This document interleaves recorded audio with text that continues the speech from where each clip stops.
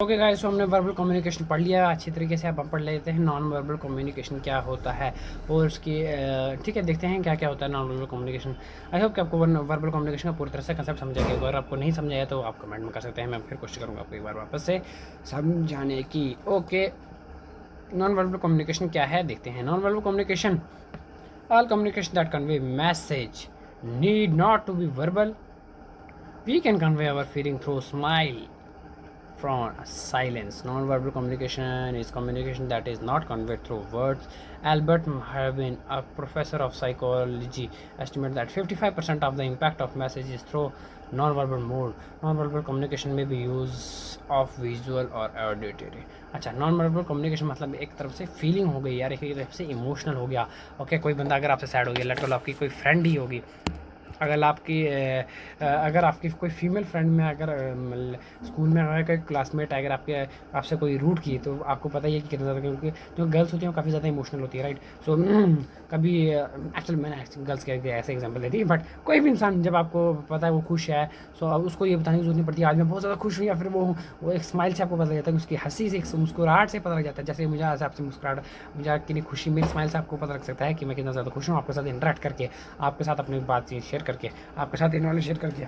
Okay, या फिर जब कोई सैड होता है तो उसकी शक्ल से बताया जाता है, वो सबसे अलोन बैठेगा, उसको बोलने की जरूरत नहीं पड़ती कि आज मैं बहुत ज़्यादा दुखी हूँ वगैरह। जब वो चुप करके बैठ जाएगा, सैड होकर बैठ जाएगा, उसके फेशियल एक्सप्रेशन से पता लग जाता है कि क्या वो आज सैड है वगैरह है। ओके, सो एल्बर्ट मैहब्रिन जो एक साइकोलॉजी के प्रोफेसर, उन्होंने बताया कि जो 55% जो मैसेजेस हैं, अच्छा हम कम्युनिकेशन क्यों करते हैं, हम बातचीत क्यों करते हैं किसी के साथ, क्योंकि हमको अपनी फीलिंग्स को किसी के साथ बतानी है। वैसे दुनिया में आए हैं तो कभी बिना, कोई ऐसा नहीं है कि जो बिना बात करे रह ही सकता है, क्योंकि अगर हमको एक दूसरे के साथ सर्वाइव करना है तो उसके लिए बातचीत तो करनी पड़ेगी दूसरे के साथ, राइट। सो एक मिनट है।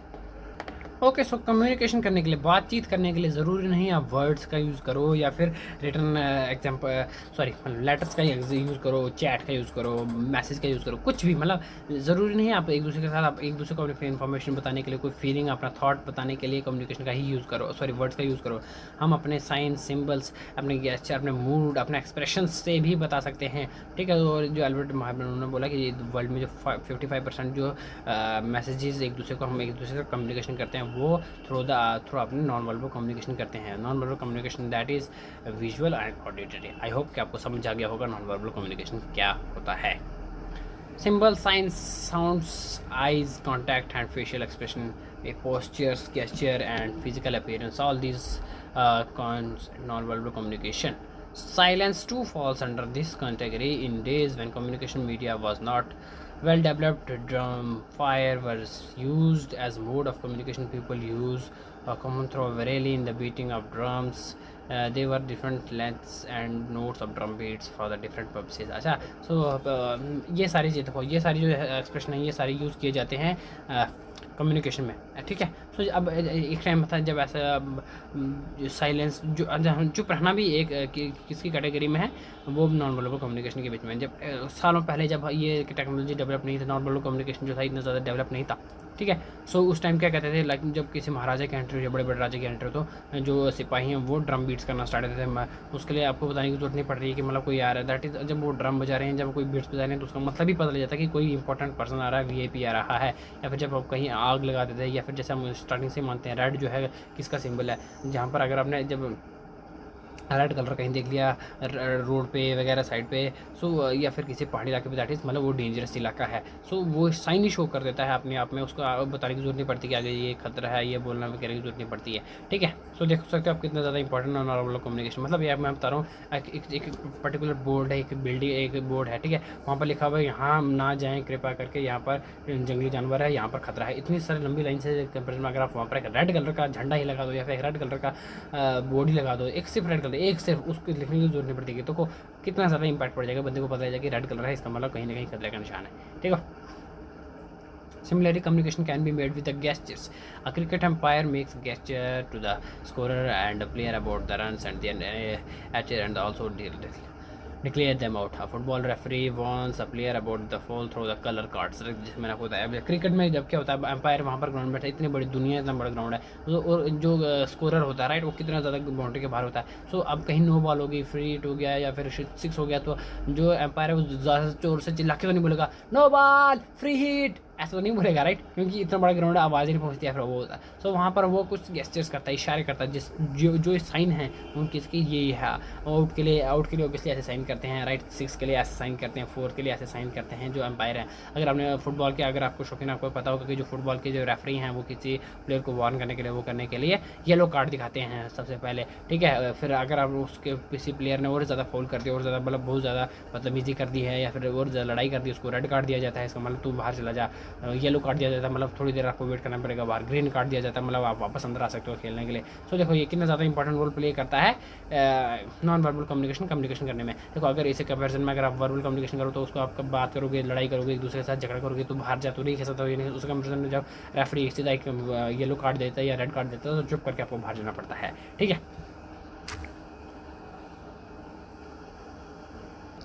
सो ये था नॉन वर्बल कम्युनिकेशन। देखो नॉन वर्बल कम्युनिकेशन में हमने सबसे पहले कि गेस्चर साइंस सिंबल्स यही यूज़ होते हैं।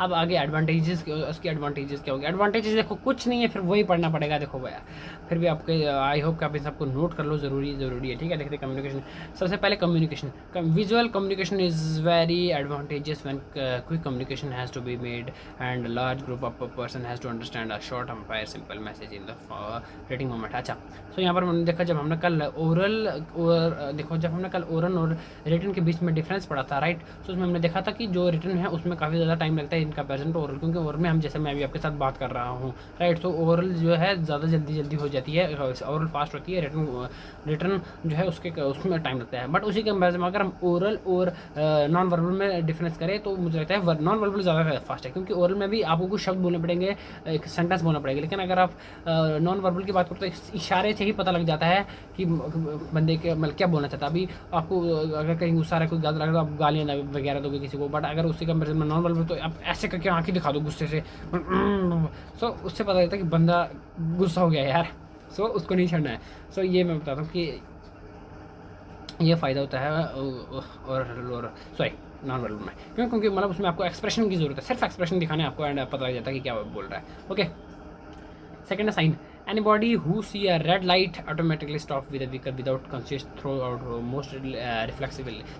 मैंने पहले बताया, मैंने आपको बोला ना, मैं आपको पहले बता दूंगा तो आगे वही आने वाला है। देखो वही बताया, danger sign of skull with in 2 cross bones instant communication. ऐसा आपने कभी एक साइन देखा होगा, ब्लैक कलर का फ्लैग, एक खोपड़ी है, ठीक है, एक इंसान की खोपड़ी एंड दो ऐसे करके साइंस होते हैं, ठीक है, और एक इंसान की ऐसे खोपड़ी, दैट इज़ वो भी बड़ा ज़्यादा गलत माना जाता है। That is pirates. I hope आपको पता ही होगा, आपने मूवी देखी होगी पायरेट्स ऑफ कैरिबियन, जिसमें समुद्री लुटेरे एक्चुअली डाकू माना जाता है उनको, एक स्कल एंड ऐसे दो के तलवार बीच में तलवारें बनाई जाती हैं। ओके, रेड कलर की मैंने आपको बताई, जहाँ पर रेड कलर की लाइन और फ्लैग हो, कुछ भी हो रेड कलर, तो ऑटोमेटिकली हमारी गाड़ी रुक जाती है, क्योंकि हमको पता था कि बड़े कुछ ज़्यादा डेंजरस है।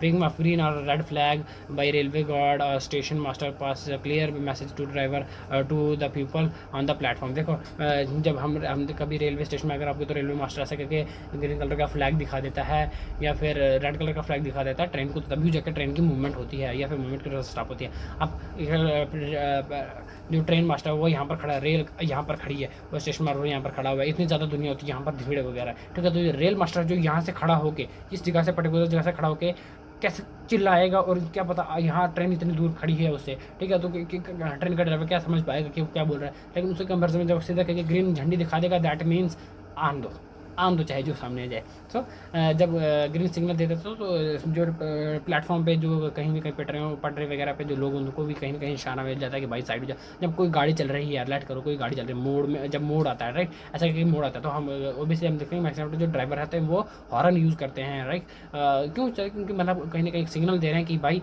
हमारे। अब ऐसा तो नहीं है कोई बंदा हमेशा गाड़ी के बाहर खिड़की से बाहर मुंह निकालेगा, हाँ ये कोई है तो नहीं मैं आ रहा हूँ, ऐसा तो बोलेगा नहीं, कोशिश लगे, बट हॉर्न देगा एक बार, दैट इज मेल, कोई अगर है तो अलर्ट हो जाए यहाँ से भी गाड़ी आ रही है मोड़ से। इसलिए जो है मोड़ पे गाड़ी हॉर्न यूज़ किए जाते हैं। आई होप कि अगर आप गाड़ी यूज़ करते हैं, व्हीकल यूज़ करते हैं, तो मोड़ों पे प्लीज़ हॉर्न यूज़ कीजिए। तो यही तो फ़ायदा होता है वैसे हमारे पढ़ाई का, तो हम पढ़ाई करके कुछ सीखें, ठीक है। नेक्स्ट क्या है? Graph chart and flow chart. देखते हैं ग्राफ चार्ट और फ्लो चार्ट किस तरह से अपना रोल प्ले करते हैं नॉन वर्बल कम्युनिकेशन में। Graph chart and flow charts are effective means of communication. Here let us consider a couple of quick examples. Details of mode of transport provided by the office words can be better represented as graph than the verbal description. Similarly, the speed rate of expenditure of a country can be effectively shown through a pie diagram the organisation of. अच्छा, सो इसको ज़्यादा पढ़ने की जरूरत नहीं है। देखो अब आपको देख रहे हैं जब वर्ल्ड की हमने पॉपुलेशन पढ़नी है, लेट को किसी जगह की वर्ल्ड की पॉपुलेशन पढ़नी है या फिर वर्ल्ड वो पढ़ना है सॉइल टेम्परेचर पे, हम कैसे बनाएंगे? पाई चार्ट बनाएंगे। हम बताएंगे कि भाई इस जगह पे इतना ज़्यादा एरिया जो है लैंड, इतनी ज़्यादा पॉपुलेशन जो है अर्बन रूरल है और बाकी इतनी सारी जो है अर्बन है, ठीक है। या फिर जब हम हर धरती की बात करते हैं तो हम धरती की बात क्या करते हैं भाई साहब, 70% जो है वाटर है और 30% क्या है? पानी लैंड है, ठीक है। सो पाई चार्ट इस तरह से यूज़ होता है। अब हम धरती पूरा ऐसे नक्शा करके बनाएंगे नहीं, ऐसा ऐसे ऐसे ऐसे करके पूरा जो स्ट्रक्चर नहीं बनाएंगे, उसके कंपैरिजन में स्ट्रक्चर के कंपैरिजन हम सीधा सीधा एक पाई चार्ट बनाएंगे, ग्राफ बनाएंगे। अच्छा, किसी कहीं और की पॉपुलेशन करने में जब हम पढ़ते हैं, जब हम इकोनॉमिक्स पढ़ते हैं, हम उस पर demand and supply, demand and price पढ़ते हैं, ठीक है। लॉ ऑफ डिमांड पड़ता है जिसमें कि देखो ऐसे जब हम ऐसे ग्राफ बनाते हैं तो अब ऐसे ग्राफ उसके कंपैरिजन में इतनी बड़ी पॉपुलेशन, ऐसे जब लाखों में पॉपुलेशन दी जाती है, हमें उसका डेटा निकालना पड़ता है। सो उसके लिए हम ऐसे एक एक लाइन करके एक एक वर्ड करके उनका मैथमेटिक्सली उसका वो नहीं करते, बट उसके कंपैरिजन हम ग्राफ यूज़ करते हैं। दैट इज डिसाइड ऐसे लिखेंगे, प्राइस लिखेंगे, सॉरी डिमांड लिखेंगे एंड प्राइस। सो किसी को जैसे आया यहाँ पर 10, 20 एंड 50, 1, 2, 3, ठीक है। सो जब हम पढ़ेंगे जब एक पर्टिकुलर चीज़ जिसकी वैल्यू 10 रुपये है, ठीक है, आज एक बिस्कुट है, एक पेन है, उसका वैल्यू 10 रुपये है। सो वो एक कंज्यूमर के मतलब एक नॉर्मल इंसान के बजट में ही आएगा, ठीक है, 10 रुपये का पेन। सो वो इंसान पहले उस पेन को 4 यूनिट्स ले रहा था जब उसकी प्राइस कितनी है? 10 है। जब उसकी वही प्राइस 20 रुपये में बढ़ गई, ठीक है, तो वो कितना लेने लगा? 3 से 2 लेने लगा। और जब वही उसकी जब 50 रुपये पहुँच गई वैल्यू, तो वो कितने लेने लगा? 1 लेने लगा। सो इस तरह से देखो, ये दिख रहे हो, ये लाइन हमको दिखाती है कि किस तरह से जो उसका ग्राफ बढ़ गया है उस पॉपुलेशन का, ठीक है। सो ये ग्राफिकली में हमने ये दिखाया कि जो पॉपुलेशन है उसने किस तरह से अपना मतलब वो सोसाइटल चेंज दिखाया कि मतलब जब प्राइस जैसे ऊपर गया तो डिमांड भी की डिमांड पे किस तरह से इफेक्ट पड़ गया पीपल के, ठीक है। सो ग्राफिकल रिप्रेजेंटेशन में हमने ऑब्वियसली दिखाया एक मार्केट का स्ट्रक्चर दिखाया। ओके स्टूडेंट्स, तो one of the last question है और one of the most important question है इस चैप्टर का। आई होप आप इसको बहुत ज़्यादा सीरियस लेंगे और अभी यहीं से ये पूरा का पूरा नोट डाउन करेंगे। अच्छा, सो इसमें एक्चुअली 2 टाइप्स आती हैं, सिमेंटिक एंड लिंग्विस्टिक बैरियर और दूसरी आती है बट सोशल साइकोलॉजिकल बैरियर्स। लेकिन सोशल साइकोलॉजिकल बैरियर्स आपको बताइए, जब जो चीज़ अभी कभी भी प्रीवियस क्वेश्चन में नहीं आई या फिर और मैं देखता हूँ कि और सोर्सेज देता हूँ, जब नहीं आई सो मैं आपके लिए बर्डन डालने के लिए उसको नहीं लाता हूँ। सो ये जो चीज़ है जो हमारा फर्स्ट टाइप है यहाँ पर semantic and the linguistic barrier, so ये काफ़ी ज़्यादा बार आया हुआ है, इसलिए मैंने आपके सामने ये बार लाया हुआ है, ठीक है। सो आई होप आप इसको नोट कर लेंगे। Deeply explain the barrier to communication, ठीक है। सो जब मैंने आप देखो हमने आपने पीछे वाला चैप्टर पढ़ा उसमें भी हमने बैरियर टू कम्युनिकेशन देख लिया। सो अब 2 चैप्टर हैं और दोनों चैप्टर में एक सेम क्वेश्चन है बैरियर्स टू कम्युनिकेशन, तो हम समझेंगे कैसे, क्योंकि जब अगर आपको सिंपल क्वेश्चन आएगा explain the barriers to communication, so आप पिछले वाले चैप्टर वाले लिखोगे, फर्स्ट चैप्टर वाले। अगर आपको आएगा deeply explain the barrier of communication in semantic and linguistic barriers या फिर सोशल साइकोलॉजी का बैरियर, तो आप ये वाला आंसर लिखेंगे, ठीक है। Everybody try to communicate but not all communication is successful. That is, there may be difference between what is intended the message and what is understood. देखो सो काफ़ी ज़्यादा एक्चुअली हमको ये बात हमको समझाने के लिए एक्चुअली प्रेयर में एक बार डेमोस्ट्रेशन दिया गया था कि ऐसे 5 बच्चे ग्रुप में खड़े कर दिया, राइट। सो एक बंदे को सर ने सबके मतलब सबको आगे की तरफ मोड़ा था, कोई एक दूसरे को देख नहीं सकता, तो एक बच्चे को ऐसे इशारा दिया था, एक बुल्ट चला के किक मारनी है एंड बुल्ट चलानी स्टार्ट करनी है। और लास्ट तक जब उस बच्चे वो आगे वाले को बताता है, जब वही वाले आगे बताते को बताया, वही इशारा आगे वाले को बताता है कि सर ने मुझे ऐसे करके बताया, सर बोलते हैं आप सबको करके बताओ। सो आगे वो आगे वाले को बताता है, वो आगे लास्ट वाले आगे वाला जो लास्ट वाला बच्चा होता है वो जब उसके पास वही बात पहुंचती है, वही इशारा पहुंचता है, तो वो करता है ऐसे, लाइक ऐसे। मुझे नहीं पता कि मतलब क्या बोला, इस तरह से इशारा करता है, बट द थिंग इज असली इशारा क्या था, ये असली इशारा ये था। मतलब जब हम बाइक स्टार्ट करते हैं राइट से एक्सीलेटर करते हैं कैसी है, और उसके पास पहुंचते पहुंचते ऐसे पहुंच गया। मतलब क्यों? क्योंकि कहीं ना कहीं जो कम्युनिकेशन बैरियर्स आ गया, कहीं ना कहीं बीच में जो मिसअंडरस्टैंडिंग्स आ गई किसी के। अभी हम फर्स्ट वाले को हमने ऐसे बताया, शायद उसने ऐसे नहीं लिखा, उसने सिर्फ ऐसे कर लिया, सेकंड वाले ने ऐसे कर लिया, थर्ड वाले ने ऐसे हैंड ऐसे कर लिया, मतलब हमको नहीं पता इसका। अच्छा समझो इसका मतलब क्या हो गया, जब हमसे कोई क्वेश्चन पूछता है कि हाँ आप कहाँ जा रहे हो, उसने क्या किया, वो कहाँ गया था, हम हमको नहीं पता, हमको नहीं पता। सो लास्ट तक पूछते पहुँचते हुए उस लड़के तक ऐसे पहुँच गए। वो एग्जाम्पल मुझे आज भी याद है, राइट। सो कुछ ना कुछ जो रुकावटें आई होंगी, कुछ ना कुछ जो बैरियर्स होंगे वो आए होंगे, मिसअंडरस्टैंडिंग हुई होगी सर, ठीक है, एक दूसरे को बताते हुए। सो हमको हमेशा ये बात है, जब आपके साथ कोई चुगली वगैरह लगाता है, ठीक है, जब आपके साथ कोई गॉसिप करता है तो आपको उसकी बात पे बिल्कुल नहीं मानना चाहिए, क्योंकि कहीं ना कहीं ऑब्वियसली अगर आप पढ़े लिखे हो, अगर आपको पता होगा तो, क्योंकि उस बंदे ने जिस तरह से बात बताई होगी वो अलग ही तरीके से आपको तक पहुँचाई जाएगी, ठीक है, बिल्कुल वैसे सेम तरह ही पहुँचती है हमेशा ही। ओके ओके, सो हमारा फर्स्ट टाइप कौन सी है, that is semantic and the linguistic barrier. Language is not a precious tool for it need to be handle deeply and accurately and carefully. So इसमें फर्स्ट फर्स्ट टाइप कौन सी आती है, that is ambiguity in this expression. Every language has words that sound the same but have different meanings, or word that sounds looks very similar but are very different in meaning. Ambiguity can rise because of such words or expressions, whether intentionally or intentionally, and international use of such words commonly used as pun. Okay, so हम देखते हैं कि काफ़ी ज़्यादा languages में कुछ words जो होते हैं सेम साउंड करते हैं लेकिन मीनिंग अलग होती है, लेकिन कुछ की मीनिंग सेम होती है लेकिन साउंड्स अलग, कुछ की मीनिंग अलग होती है लेकिन साउंड सेम करते हैं, ठीक है। कुछ वर्ड जो है सेम साउंड करते हैं, लाइक सी, सी सी देखना, सी मतलब नदी, नदी समुद्र, ठीक है, वो वाला सी, लेकिन मतलब कितना अलग अलग है, देखो। सो कुछ ऐसे ऐसे वर्ड्स होते हैं हर एक लैंग्वेज में जो कि बैरियर पैदा करते हैं। अभी किसी ने सी देखने वाला सी बोला होगा, किसी ने सी समुद्र वाला सी, वो वाला सी समझ लिया होगा, तो फिर राइट। अच्छा गाइस, जो हमने नॉन वर्बल कम्युनिकेशन किया था, राइट, सो उसका जो नॉन वर्बल कम्युनिकेशन के जो एडवांटेजेस करे थे, तो उसके जो दो हमने पैराग्राफ पहले पढ़े, दो यहाँ पर आ गए थे, सॉरी। सो आप ये भी नोट कर लीजिएगा प्लीज़, नॉन वर्बल के, ठीक है, नॉन वर्बल के हैं। सेकंड है होमोफोन्स। ये बहुत ज़्यादा इंपॉर्टेंट है, इसमें आपको अपना कंसेप्ट रखना पड़ेगा बेसिस, क्योंकि आगे जाके एक शॉर्ट आंसर में क्वेश्चन आता है, हमेशा आता है, what is the difference between homophone and homonyms. अब हम आगे जाके पढ़ेंगे, ठीक है। अब सबसे पहले होमोफोन के बारे में पढ़ लेते हैं।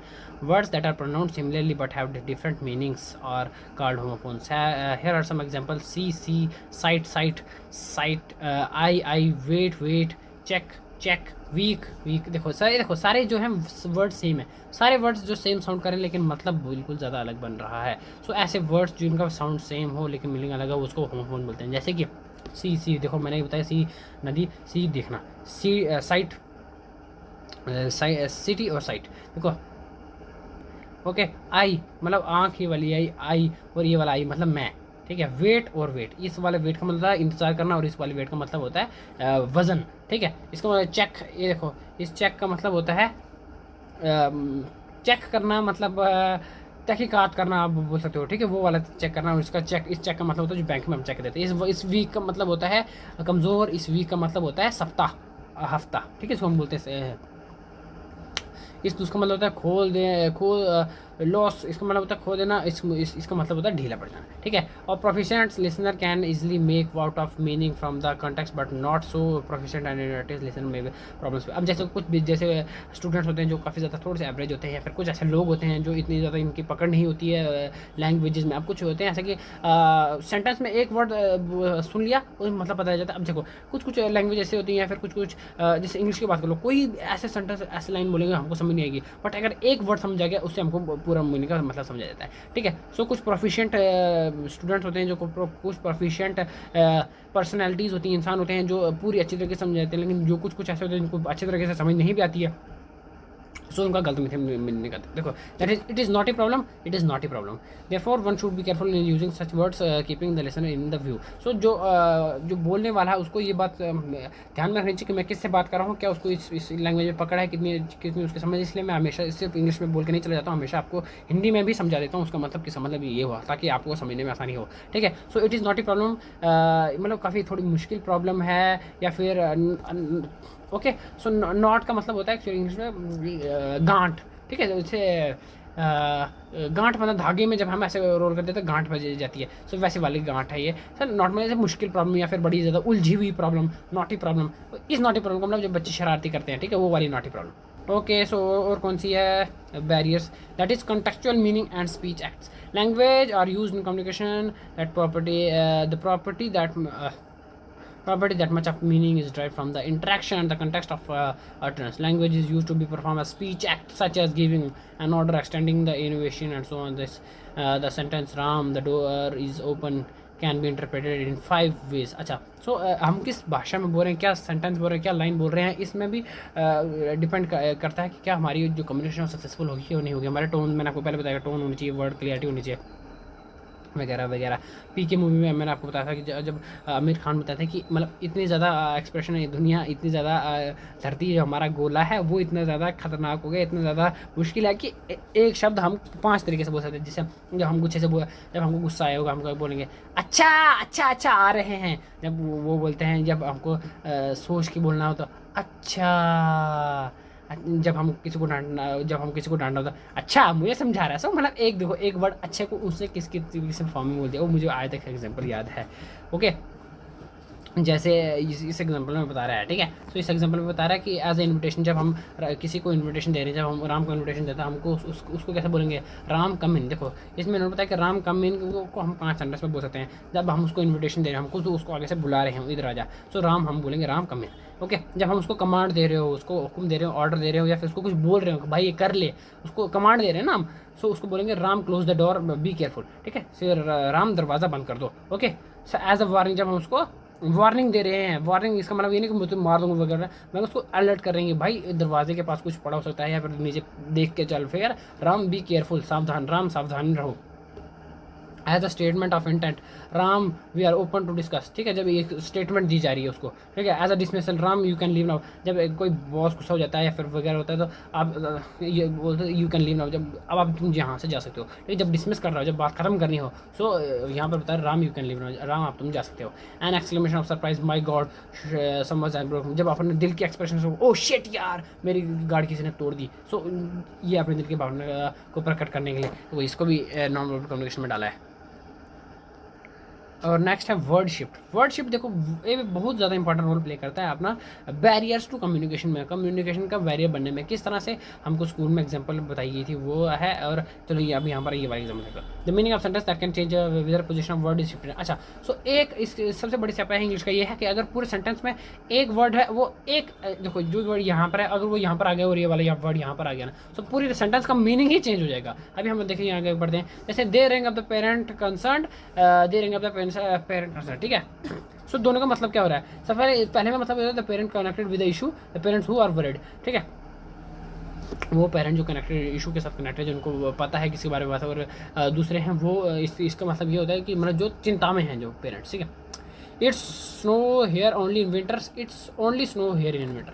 थोड़े थोड़े देखो वर्ड सेम लग रहे हैं, सिर्फ 1-2 शब्द ऊपर आगे पीछे कर दिया हुआ है. ठीक है, पहले का मतलब क्या हो रहा है, it snows here only in winter, मतलब यहाँ पर सिर्फ सर्दियों में ही बर्फ़ पड़ती है. ठीक है, बात करो यहाँ पर सिर्फ सर्दियों में पड़े. कश्मीर की बात कर लो, ठीक है, आप पाडर साइड इलाके की बात कर लो, किश्तवाड़ इलाके की बात करो, जो उसके जहाँ हिमालय पे है, जहाँ पर पाडर रीजन आता है. ठीक है, वहाँ पर सिर्फ या फिर आप हिमाचल की बात करो, अपर हिमाचल. ठीक है, जो कि जम्मू कश्मीर से लगता है. ठीक है, जो काफ़ी हिली एरिया है आई थिंक, चलो जहाँ पर भी हुआ. ठीक है, सो वहाँ पर सिर्फ विंटर के टाइम पे ही बर्फ़ पड़ती है. फर्स्ट का मतलब क्या हुआ कि यहाँ पर सिर्फ विंटर के टाइम पे ही बर्फ़ पड़ती है. सेकंड का मतलब क्या हुआ, it only snows here in winter. ठीक है, सो पहले का मतलब क्या हुआ कि सिर्फ बाकी टाइम पे नहीं पड़ती है.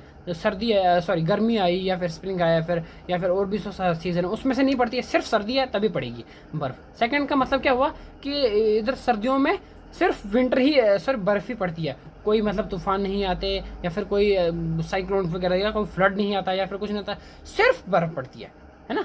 यहाँ पर सिर्फ विंटर में बर्फ़ पड़ती है और सिर्फ बर्फ़ पड़ती है विंटर में. दो लाइनें अलग अलग है. ठीक है, आप शायद इसमें से अच्छे से नहीं समझ पाओगे, आपको ऐसे ही बताता हूँ, यहाँ पर नहीं है वो लाइन, मैं बताता हूँ. अच्छा, मैंने 3 सेंटेंस बोलूँगा, तीनों सिर्फ एक वर्ड अलग करूँगा एंड उसका मतलब अलग हो जाएगा. देखना, देखो मैंने फर्स्ट सेंटेंस में बोला मैंने कहानी सुनी. ठीक, मतलब सिंपल नॉर्मल के मैंने कहानी सुनी, गेम खत्म. सेकंड सेंटेंस है मैंने भी कहानी सुनी. इसका मतलब क्या हुआ कि मतलब मैंने भी सुनी, इसका मतलब किसी और ने भी सुनी. चिंटू शिंटू, राम शाम, मुन्ना शुन्ना एंड वगैरह. ठीक है, उन सब ने भी कहानी सुनी. मैंने भी कहानी सुनी, इसका मतलब किसी और ने भी सुनी है कहानी. ठीक है, मैंने कहानी भी सुनी, मैंने कहानी भी सुनी, मतलब मैंने कविता भी सुनी होगी, गाना भी सुना होगा, और भी कुछ सुना होगा, कहानी भी सुनी, मतलब कहानी भी सुनी और कुछ और भी सुना। मैंने भी कहानी सुनी, किसी और ने भी कहानी सुनी, ठीक है। सो देखो एक वर्ड यहाँ वहाँ हो गया, एंड वर्ड शिफ्ट की वजह से कितना ज़्यादा बैरियर हो गया कम्युनिकेशन में। ओके, सो ये था आज का काफ़ी ज़्यादा अच्छा टॉपिक, और इस चैप्टर का लास्ट, बट ये पेपर में ऑब्वियसली आया तक आया नहीं कभी, बट आप इन्फॉर्मेशन के लिए आपको पता होना चाहिए। बिफोर स्पीकिंग, हमको बात करने से पहले इन सारे 6 चीज़ों के बारे में पता होना चाहिए, ये हमारे ख्याल में होना चाहिए, तभी हमको बात कीजिए। वाई आई एम कम्युनिकेटिव, ये WH से है, ठीक है, 6 WH, ठीक है। वाई आई एम कम्युनिकेटिव, क्यों मैं बात कर रहा हूँ, क्यों मैं, वेयर आई एम कम्युनिकेटिव, मैं कहाँ पे बात कर रहा हूँ, किन सी जगह पे खड़ रहा हूँ, क्या ये पार्टी, क्या नॉर्मल जगह है, क्या प्राइवेट प्लेस है, ठीक है। Where sorry when I am communicative, किस टाइम में बात कर रहा हूँ, ये ना रात के 12 बजे नहीं, दिन के 12 बजे, कोई पर्टिकुलर टाइम है या नहीं है, पर या फिर बे टाइम में बात कर रहा हूँ, ठीक है। हाउ शुड आई कम्युनिकेट, किस तरह से मुझे बात करनी चाहिए, कौन सी पर्सनैलिटी, उसको देख के, क्या मेरा दोस्त है, या क्या मेरा सर है, क्या मेरा भाई है, क्या मेरी मम्मी है, क्या मेरे चाचा है, ताते, मतलब हर एक जब आप किसी अलग अलग रिलेशन के साथ, अलग अलग डिफरेंट पर्सनैलिटी के साथ आप उसी के हिसाब से बात करते हो, राइट। आप एक क्लास के जो क्लासमेट के साथ जिस तरह से मुझे पता ही है, आप सबको पता ही है हम किस तरह से बात करते हैं, और उसी के कंपेरिजन में आप उस तरह से अपने नाना नानी चाचा चाची से बात नहीं करोगे, ओबियसली जैसे जैसे पर्सनैलिटी बनेगी वैसे आपका स्टेटस चेंज हो जाएगा, टोन चेंज हो जाएगी बात करने की, ठीक है। व्हाट आई एम कम्युनिकेटिंग, मैं क्या बात कर रहा हूँ ये भी पता होना चाहिए। With whom I am communicating, सो ये 6 चीज़ें हैं। सो ये सारी चीज़ें आपको ध्यान रखनी चाहिए बिफोर कम्युनिकेटिंग। आज का टॉपिक हमारा यही था। आई होप कि आपको ये पहला मॉड्यूल, जिसमें कि हमने process of communication, globalisation, non verbal and non verbal communication सीखा अच्छे से, पूरी मैंने अपनी जान लगा के आपको सिखा दिया जितना मुझे बेसिक से पता था। आई होप कि आपको कुछ समझ आया हो, आपने अपना प्रेशियस टाइम जो यहाँ पर लगाया है, आपने कुछ ना कुछ सीखा हो। Thank you and bye bye.